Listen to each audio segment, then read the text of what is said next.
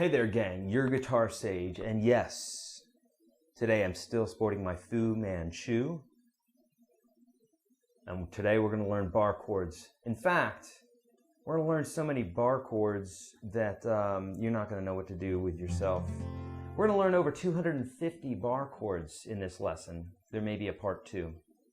So let me stop chattering and get to it. Maybe I can fit them all in, but this is what we're going to do, kids. We're going to learn a lot of chords. You're going to build your chord vocabulary today.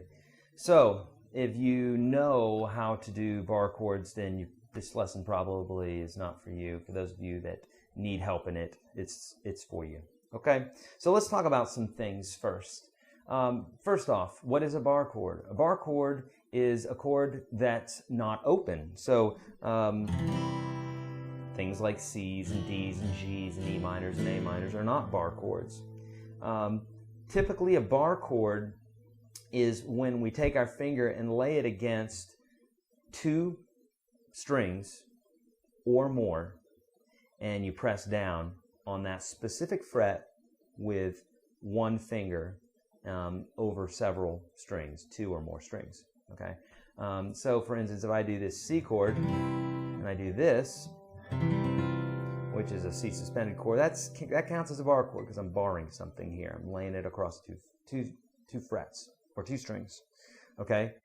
We're going to get into more complex ones today where we're holding our finger across all the strings or the 5 strings like that.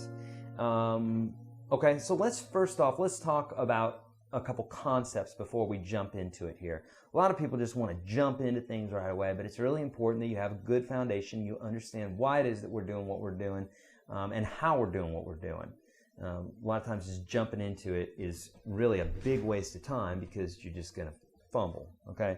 So let's talk about 2 things that I want to accomplish in this lesson with you. First thing is that I want you to understand the concept of bar chords and how they move about the fretboard and how we can name them. So for instance, if you're going along in a chart and you're reading and all of a sudden you experience a B flat major chord, 1, I want you to understand how to play it, how to formulate it on the fretboard, even though you've never played one before. Okay? So I'm going to give you this knowledge, show you this knowledge so that you're able to grab these chords having never played them before. Okay? Hopefully after today you will have played them at least once, but you don't have to necessarily have played it before to be able to play it. Okay? And the other thing is to actually be able to finger the chord. So 2 totally different things. The concept is actually going to be easier than understanding, or the concept is actually going to be easier than physically playing all these chords and getting good at it. That could take weeks, months, or maybe years, depending on how often you pick up your guitar and how long you're with your guitar when you're doing it, how hard you're trying, those sorts of things. Okay? So, without further ado, let's jump into it. Okay, so anything that we do, this is an important statement, anything that we do in the open position, we can do up the neck, okay, with the use of bar chords, okay? For instance, and I'm going to separate this today into 6th string root chords and 5th string root chords. What do I mean by that?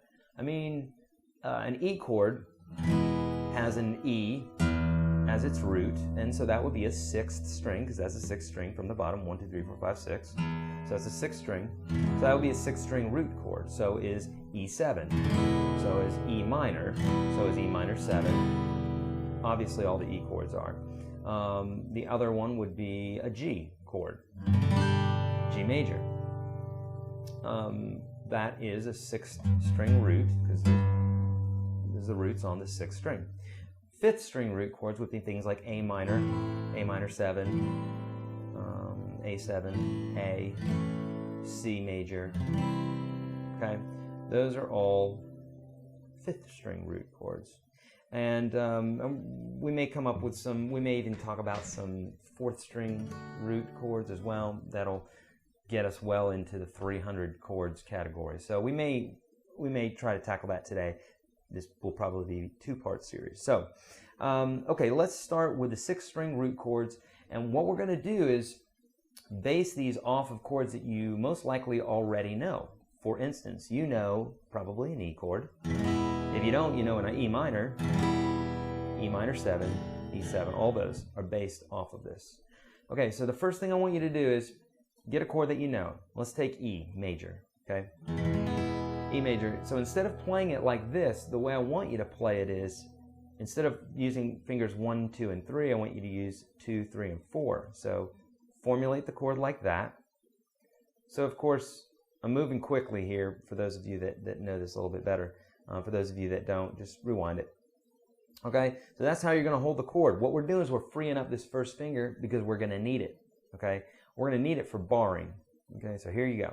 So we've got our E chord here. What you're going to do is you're going to slide it up, and now your first finger is free to bar the first fret. Why are we doing that? Because before we weren't having to do it because we're holding down just the notes that make up the E chord, E major, but the other notes are open. They're played open by the nut. Okay, if we wanted to move this nut up, we'd either snap a capo onto the guitar or use our finger as a bar. That's what we're doing here.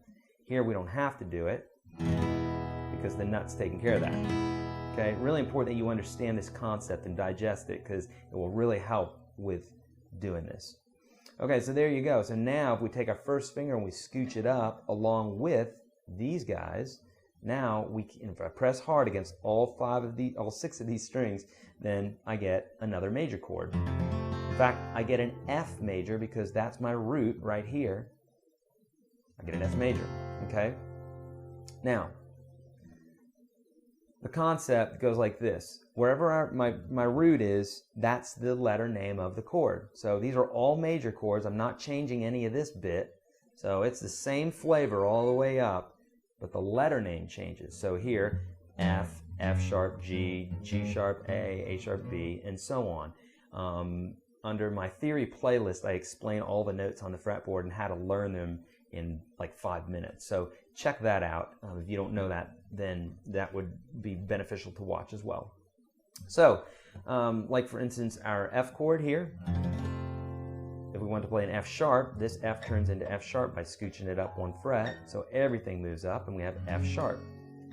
G, G sharp, A sharp, B sharp, C, B sharp, C sharp, D sharp, and so on. Just keeps going up.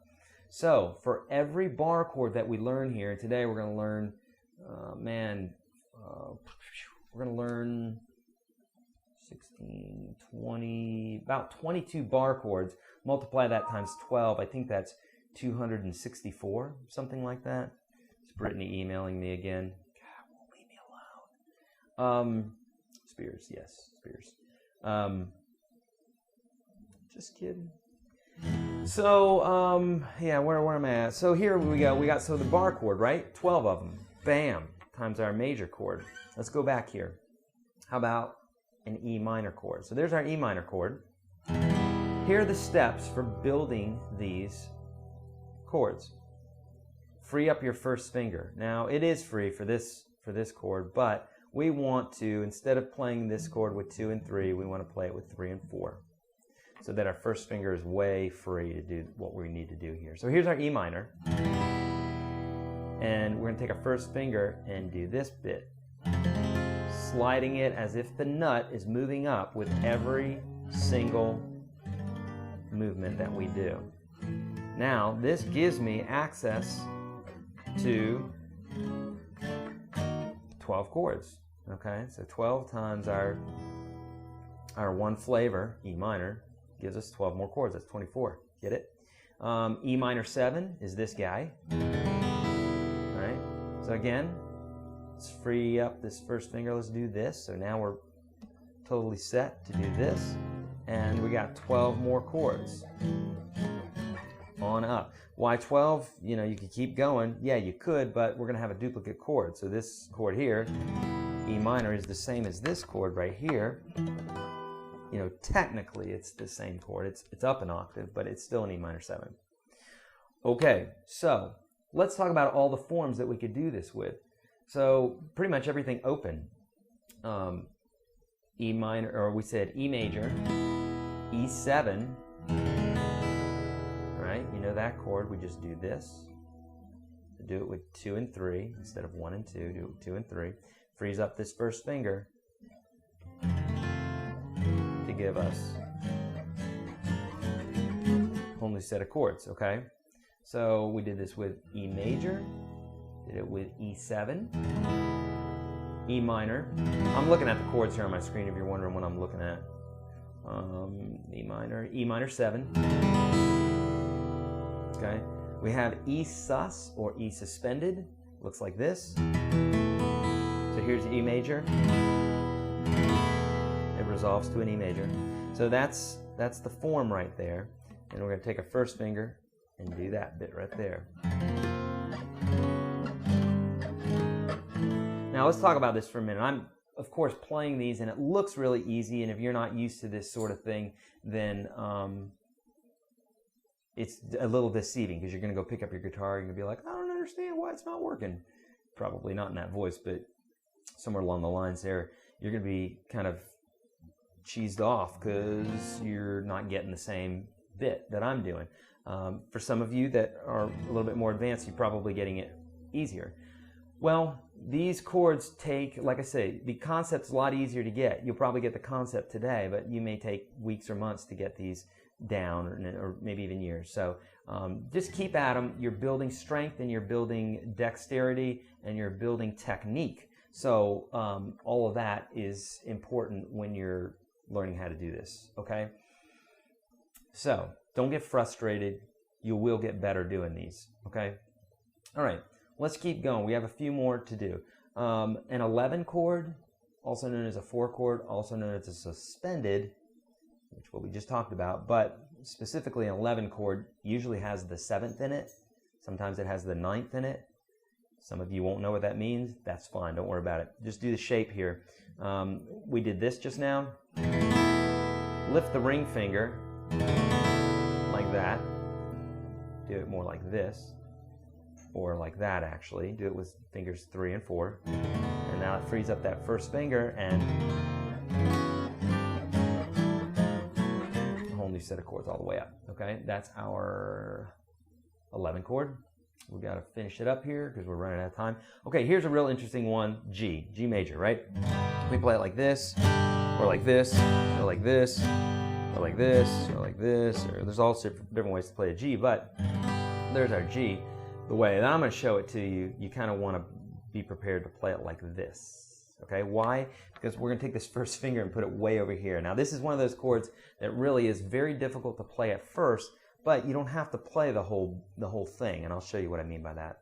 If I'm holding the whole thing, there's our nut, so I could put my finger here, but I don't need it there because the nut's taking care of it. But if I scooch this up, that needs to come up to here, so I'm getting something like this.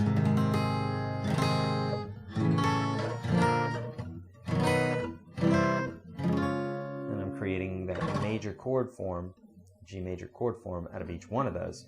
But let's simplify it a little bit. We don't necessarily need that pinky, which allows us to really chill out here and not be so strung up with our fingers. So if I were to do this and then just mute this high E string, or just don't play it at all, then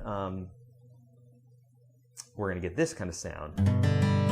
Now sometimes with my right hand, I don't know if you can see it, my right hand I'll mute that string, I'll just lay a finger on it. So when I strum against it, you don't hear that one note. So I do that. And so you can do this for things like, let's see, if I was going like an A chord, I could do this, but that's, again, real difficult, so I might do something like this.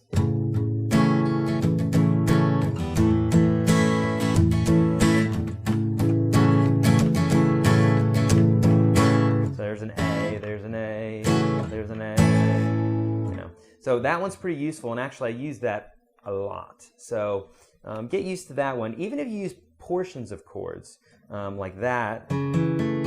Actually, I just taught Danny California, and that chord right there is in the song. It's a walk down. Like that. So that's a portion of a chord, so you can see where that becomes useful, okay? All right, guys, we're out of time. We need a part 2, so check it out. See ya.